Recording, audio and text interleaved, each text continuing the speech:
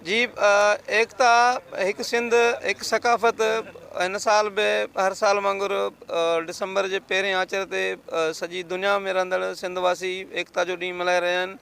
उन हवाले सां घोटकीअ में घोटकी जे नौजवाननि तरफ़ां एकता ॾींहं जे आजियां जे हवाले सां क्रिकेट टूर्नामेंट जो आगाज़ कयो वियो आहे, जंहिंमें 10 क्लब जेके आहिनि घोटकी जा उहे हिसो वठी रहिया आहिनि।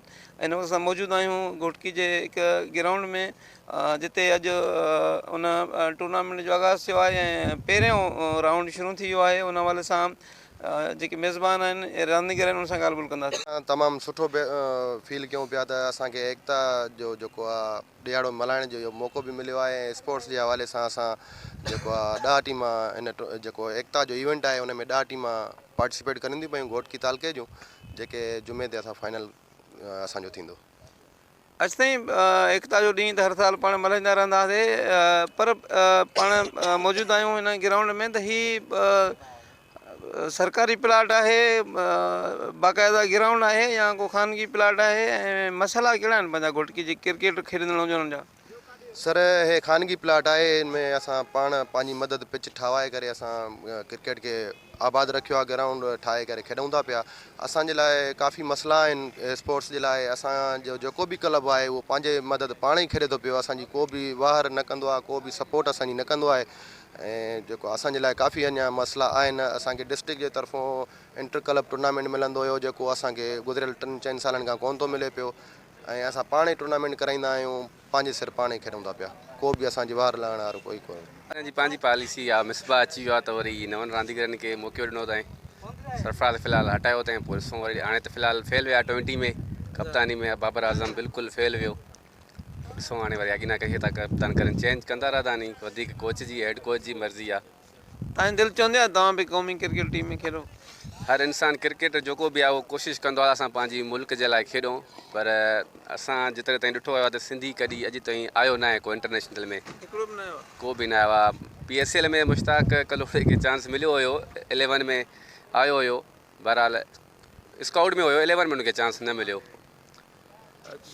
सही आहे, असां हर साल दिसंबर में ई एकता जो ॾींहुं मल्हाईंदा रहंदा आहियूं। हिन साल बि असां क्रिकेट जे टूर्नामेंट जे हिसाब सां एकता जो ॾींहुं मल्हाए रहिया आहियूं। सुठी ॻाल्हि आहे इहो सिंधियुनि जे लाइ। एकता जो ॾींहुं हमेशह हर साल मल्हाईंदा रहनि, भली ॻाल्हि आहे। एकता जो ॾींहुं तमामु बहितरीनु नमूने सां मल्हायूं पिया। तव्हां ॾिसी रहिया आहियो, सभु हणंदासीं, छक्का चौका विकटां वठंदासीं। तमामु बहितरीनु जेको ही टूर्नामेंट हले पियो, इनशाअल्लाह तमामु बहितरीनु हले थो पियो इन एकता जे ॾींहुं जे हवाले सां। ऐं ख़ासि करे सिंधी क़ौम खे मां इहो पैगाम ॾियां थो त दिसंबर ते असल में जेको आहे न, सिंध में चवंदा आहिनि त स्पोर्ट्स खे फॉलो न कयो वेंदो आहे। असां स्पोर्ट्स खे शो कंदासीं। सिंध में क्रिकेट आहे, तव्हां क्रिकेट खे ॾिठो वञो, हिते सुठा प्लेयर आहिनि ऐं प्लेयरनि खे चांस न ॾींदा आहिनि पाकिस्तान क्रिकेट टीम में। त असां एकता जो ॾींहुं जेको आहे न, हिन में असां क्रिकेट खे शो कंदासीं, जंहिंमें दुनिया ॾिसंदी त सिंध में बि क्रिकेट आहे, ताकी असां सिंधियुनि खे चांस ॾियो वञे। सॼी दुनिया में रहंदड़ सिंध वासियुनि वांगुरु घोटकीअ में बि एकता जा जेके रंग आहिनि उहे निकिरणु शुरू थी विया आहिनि ऐं उनजो आगाज़ कयो वियो आहे घोटकी में क्रिकेट टूर्नामेंट सां। ऐं घोटकी जा जेके नौजवान आहिनि, बाहिमत दिलेर, क्रिकेट सां मोहबत कंदड़, सिंध सां मोहबत कंदड़, मसइलनि जो शिकार आहिनि, उहे घोटकी सां ई वास्तो रखंदड़ सूबाई वज़ीर सूबाई सलाहकार खे इहा अपील कनि था त घोटकी जे नौजवाननि लाइ बि मयारी ग्राउंड पिच ऐं उन्हनि जेके मसइला आहिनि उहे उन्हनि खे फ़राहम कया, उन मसइला हल कया वञनि त जीअं घोटकीअ जा नौजवान बि दुनिया में पंहिंजे टैलेंट, पंहिंजी जेका रांदि जा जेके उन जा जोहर आहिनि उहे ॾेखारे सघनि।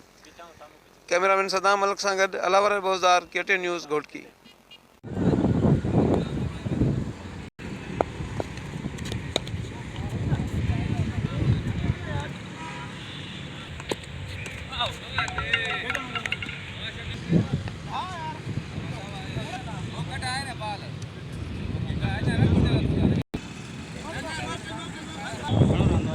राउंड